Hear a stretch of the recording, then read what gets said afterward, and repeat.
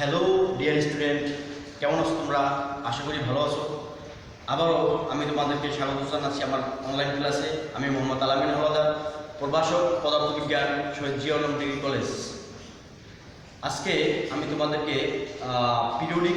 Periodic motion এর এই অধ্যায়ের differential equation of simple harmonic motion and its solution এই বিষয় নিয়ে আলোচনা করব।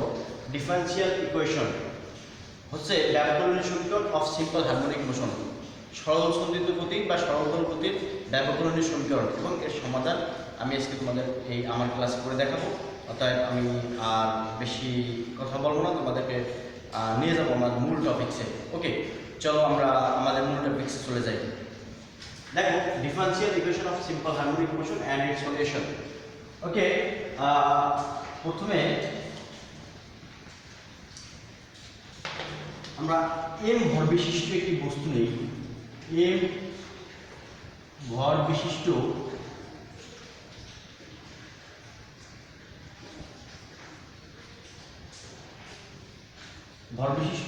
একটি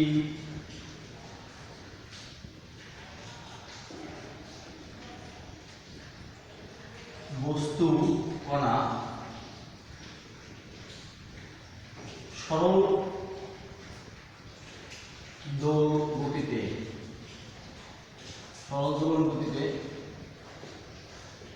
আছে অথবা সরল চলন্ত গতিতে আছে।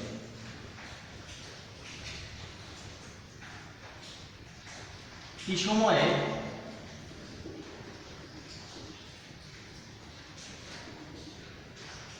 বস্তু কণাটির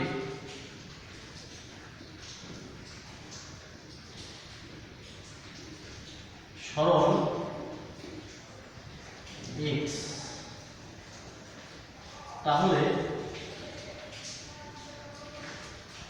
বেগ v equal to dx by dt, অর্থাৎ এই সরণ x কে সময়ের সাপেক্ষে ডিফারেন্সিয়েশন করলে আমরা বেগ পাই। আমরা বেগের সংখ্যাটা জানি। বেগের সংখ্যাটা হচ্ছে সময়ের সাথে দূরত্বের পরিবর্তনের হারকে বেগ বলে, যেটা ডিফারেন্সিয়াল ইকুয়েশনের মাধ্যমে এভাবে দেখানো হয় v equal to d by dt x, অর্থাৎ সময়ের সাপেক্ষে x এর ডেরিভেটিভ বা ডিফারেন্সিয়েশনকে বেগ বলে। একইভাবে ত্বরণ,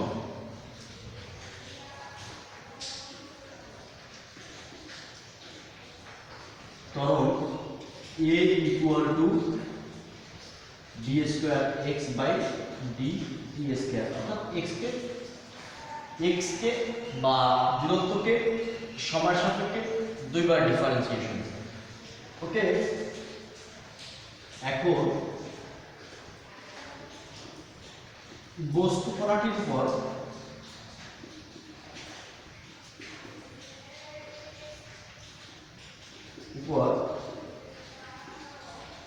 ক্রিয়াশীল বল F ইকুয়াল টু ma, ওকে, এটা আমরা জানি। বা F সমান সমান m, আর এটা হচ্ছে ওই যে d square x by dt square. Okay, এরপরে দেখো, এর আগের ক্লাসগুলোতে আমি দেখিয়েছি তোমাদেরকে আমি এর আগের ক্লাসগুলোতে দেখিয়েছি, সেটা হচ্ছে সরল দোলন গতির ক্ষেত্রে F হবে সরণের সমানুপাতিক এবং বিপরীতমুখী। ওকে, এর আগের তৃতীয় অথবা দ্বিতীয় ক্লাস যদি দেখো, তাহলে এটা আমি প্রমাণ করেছি F প্রপোর্শনাল মাইনাস x, অর্থাৎ সরণ হবে, বল হবে সরণের সমানুপাতিক এবং বিপরীতমুখী। বা আমি f এর মানটা বসিয়ে দিই। f এর মানটা কি? m d square x by d t square equal to k x। এখানে মাইনাস থাকবে মাইনাস kx। এখানে k একটি সমানুপাতিক ধ্রুবক, এখানে k একটি সমানুপাতিক ধ্রুবক, একে বল ধ্রুবক বলা হয়। এই ধ্রুবকের মান স্প্রিং এর দৈর্ঘ্য, স্প্রিংটা যে পদার্থের তৈরি তার স্থিতিস্থাপকতার উপর নির্ভর করে। ওকে, বা আমি কি একটি ধ্রুবক লিখলাম না, বলে দিলাম, বা d square x by dt square equal to minus k by m। এই mটা এই পাশে নিয়ে এলাম, তাহলে ভাগ হয়ে যাবে, যেহেতু এই পাশে গুণাঙ্কতে আছে, বা x বা d square x by dt square equal to minus omega square x।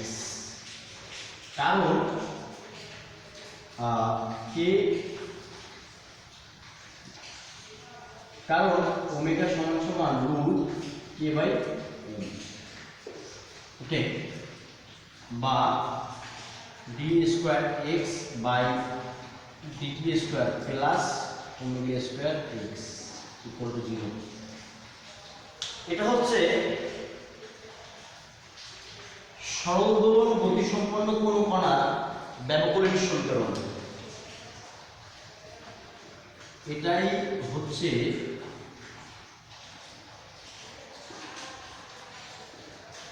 সরল দোলন গতিসম্পন্ন কোন কণার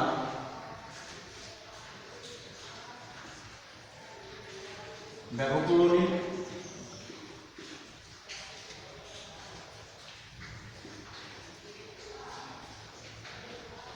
সমীকরণ বা ডিফারেনশিয়াল ইকুয়েশন। অর্থাৎ d square x plus d square x by dt square plus omega square x equal to 0। এটা হচ্ছে সরল দোলন গতিসম্পন্ন কণার ব্যবকলনীয় সমীকরণ। আমি এখন এই সমীকরণের সমাধান তোমাদেরকে আমি দেখাবো। দেখো,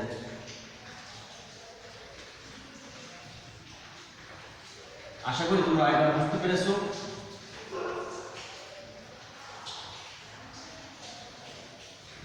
আমি একটু হেডিংটা লিখে নিই।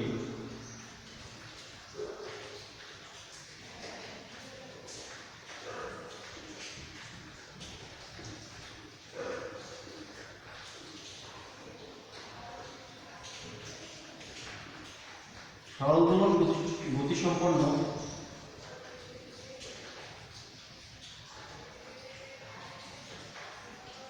বস্তু বা বস্তু কণার ব্যবকলনীয় সমীকরণের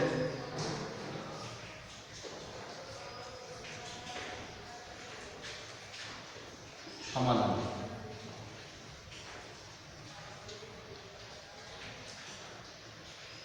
ওকে, আমরা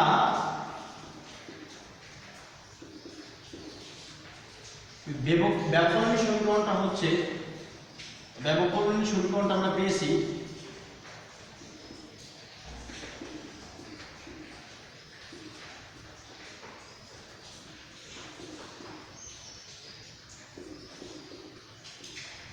কি পাই, ব্যবকলনীয় সমীকরণটা পাই, এটা হচ্ছে d square x by dt square plus omega square x equal to 0। এটা হচ্ছে আমাদের ব্যবকলনীয় সমীকরণ। দেখো, আমরা ব্যবকলনীয় সমীকরণ হতে পাই, এটা হচ্ছে আমাদের ব্যবকলনীয় সমীকরণ। এখন এই সমীকরণের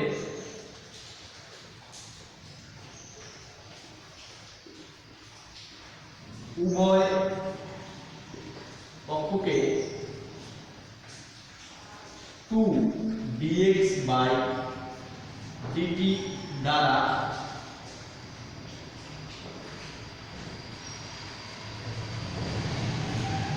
গুণ করে পাই।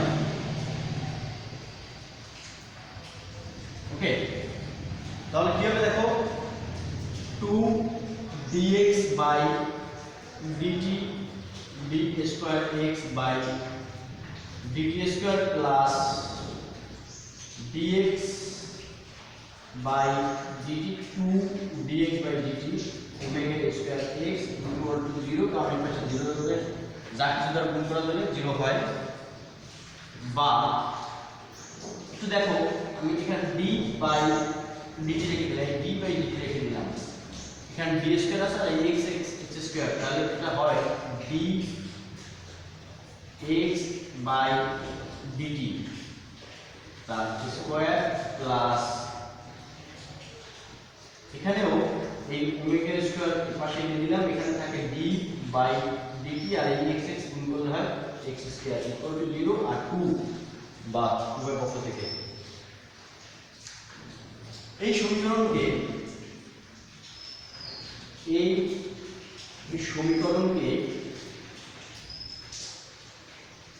t এর সাপেক্ষে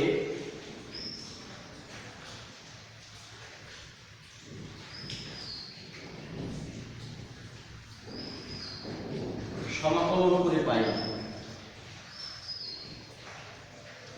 ওকে আমরা এই সমীকরণকে t এর সাপেক্ষে সমাকলন করব দেখো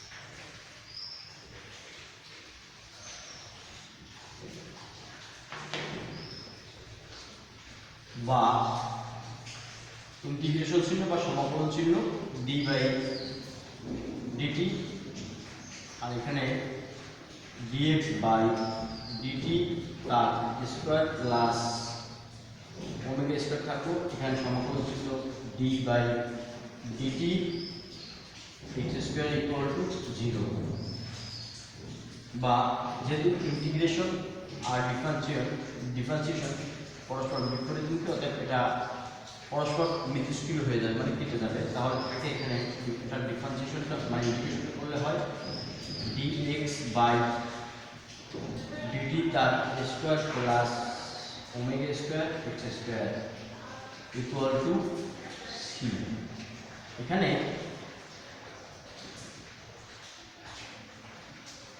c একটি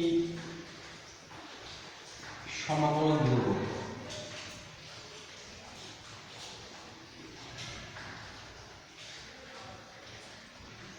ওকে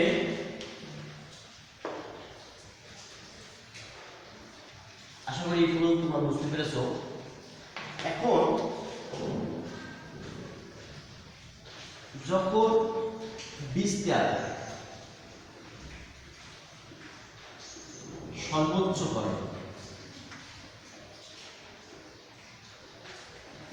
অর্থাৎ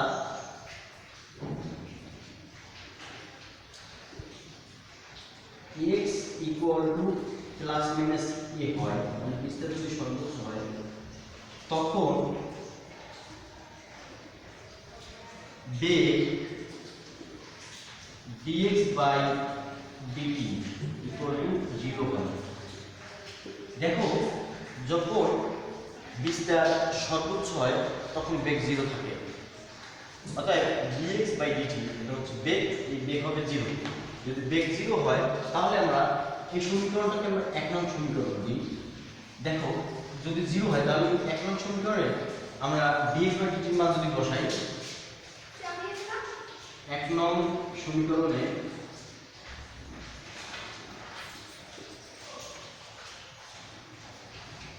dx বাই dt এর মান বসাই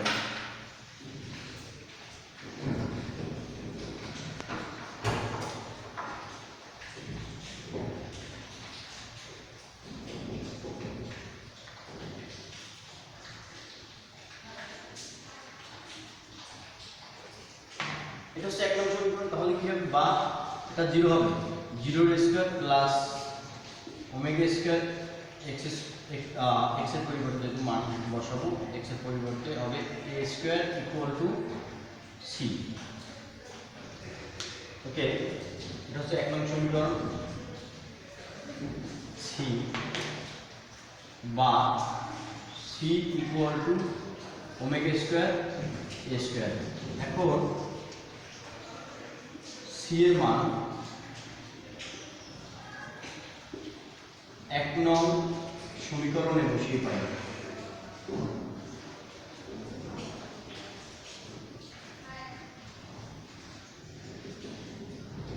1 নং সমীকরণটা ছিল dx by dt তার square plus omega square x square equal to c।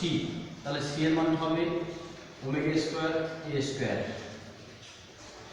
বা dx by dt তার square equal to omega square a square, আর এটা ইকুয়েশন হবে minus omega square x square.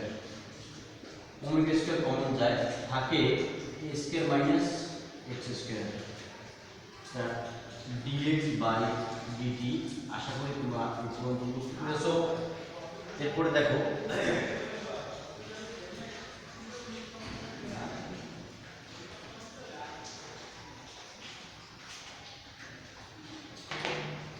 এখানে স্কয়ার ছিল বা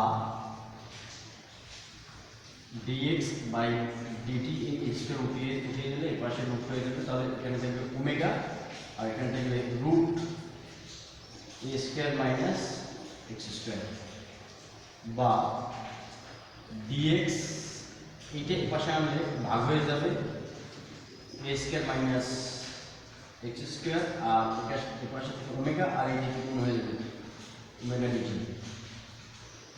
এই সমীকরণকে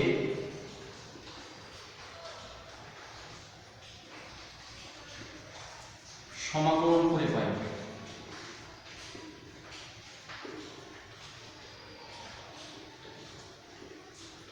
দেখো এটা সমাকলন করলে হয় বা সাইন ইনভার্স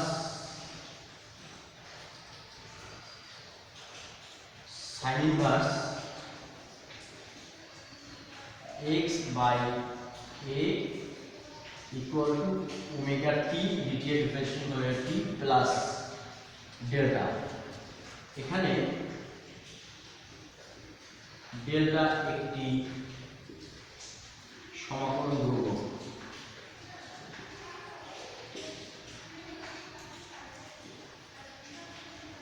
ওকে, এরপরে একটু দেখো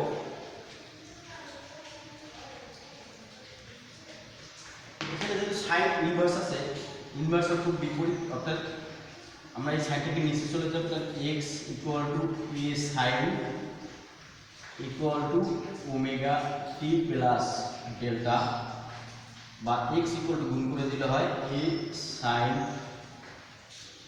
omega T plus delta. Okay, এটাই হচ্ছে সরল দোলন গতিসম্পন্ন বস্তুকণার ব্যাপককরণীয় সমীকরণের সমাধান। তাহলে এটাই হচ্ছে সরল দোলন গতিসম্পন্ন বস্তুকণার ব্যাপককরণীয় সমীকরণের সমাধানটা হচ্ছে কি x equal to a sine omega T plus delta. এটাই হলো সরল দোলন গতিসম্পন্ন বস্তুকণা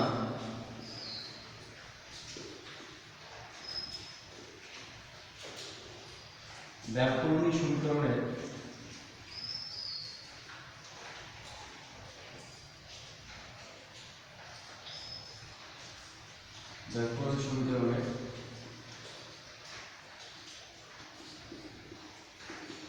সমাধান।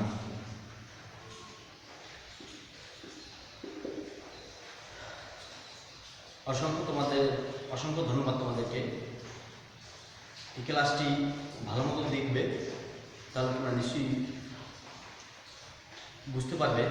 আর পরবর্তী ক্লাসের আহ্বান জানিয়ে আজকে এখানেই শেষ করছি। তোমাদেরকে অসংখ্য ধন্যবাদ।